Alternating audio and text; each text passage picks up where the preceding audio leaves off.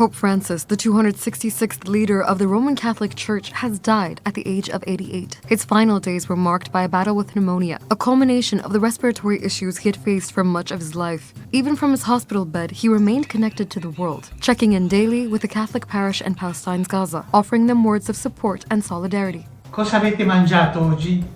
As the world's first Jesuit, Latin American, and non-European pope in over a millennium, Francis became a powerful voice for human rights, speaking up for the marginalized, the displaced, and those caught in war. His papacy was defined by his push for peace and social justice, winning admiration and, at times, stirring controversy for his outspoken views. But before he was Pope Francis, who was Jorge Mario Bergoglio? And how did a Jesuit from Argentina reshape the Vatican, leaving in his death a legacy that will be hard to match? Born on December 17, 1936 in Buenos Aires, Argentina, Bergoglio grew up in a middle-class family of Italian immigrants. As a young man, he lost part of his lung to a severe infection, a health struggle that would plague him throughout his life. He initially studied chemistry, but left to join the Catholic Church's Jesuit order, becoming a priest in 1969 at age 32. Despite his late start, Bergoglio's rise was swift. By 1992, he was appointed bishop, and in 1998, he became Archbishop of Buenos Aires. He rejected luxury, rode public transport, and made the plight of the poor central to his mission. His sermons often called out social injustices, urging both political and religious leaders to serve the vulnerable.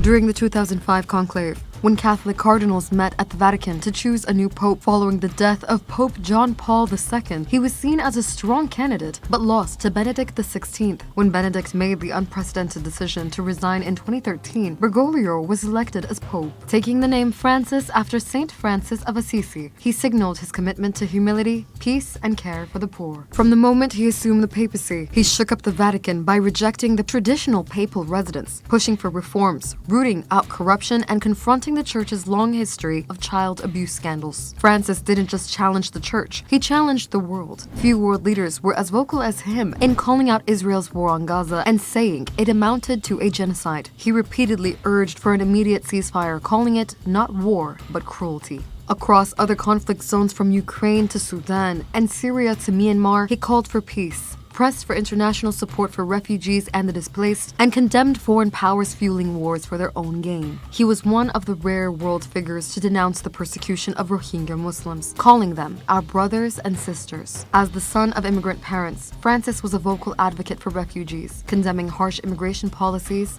and the mistreatment of asylum seekers. He repeatedly criticized U.S. President Donald Trump's crackdown on migrants, famously saying that those who build walls instead of bridges are not Christian. Across the Atlantic, he denounced some European detention centers as concentration camps. He was also the first pope to make climate change a central issue during his leadership, by pushing for urgent action and holding wealthy nations accountable for their role in the crisis. A pope of many firsts, Francis leaves behind a legacy of advocacy, reform, and compassion that's unmatched. Now, as the Church enters a new era without him, an important question is emerging. Will the Vatican allow the legacy of Francis's unconventional approach to continue, or will it revert to its pre-Francis days?